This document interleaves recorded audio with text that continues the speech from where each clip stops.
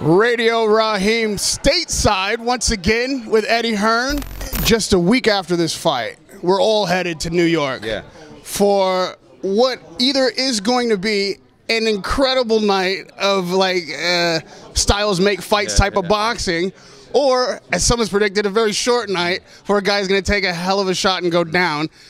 You know Amir Khan as well as anybody. This relationship that you have with him is fairly new, the way that you guys are promoting and working together. How much of a chance does he really have against a Crawford? And if he does get knocked out, I know you don't think he will, but if he does, where does he go from there? Well, firstly, let's just say that Crawford is arguably the #1 welterweight in the world. So it's nothing really in terms of Amir's ability. He's just in with a very, very good fighter. Amir, as we saw in the Canelo fight, has the ability and the speed and the skill to mix it with all these guys. He just likes to get involved a little bit too much, and when he does, you know, people talk about Amir's chin. It's more that he's been in with some elite, heavy-handed fighters than necessarily has a bad chin. But he needs to be able to use his speed and his skill to, and I think in that respect, he can go, you know, not toe to toe, but neck and neck with Crawford in that respect. He mustn't get caught. Crawford is becoming a spiteful puncher.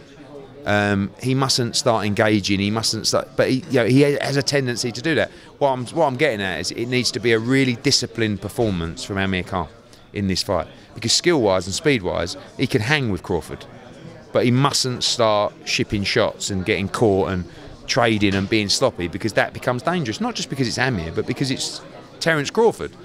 So listen, we're 100% behind him. I hope he gets the win. It's a very tough fight, but he's trying to go on. If you talk about if he was to get beaten, if he was to get knocked out, there's many different ways that can happen.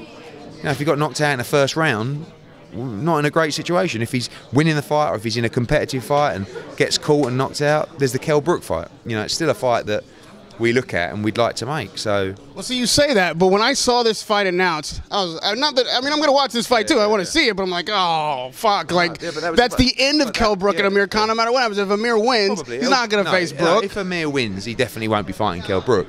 The best hope for that fight is if Amir loses in a good fight. But then, is the Brook Khan fight still as profitable as it would have been? Nowhere near as profitable, but it's still a fight that you could promote. You know.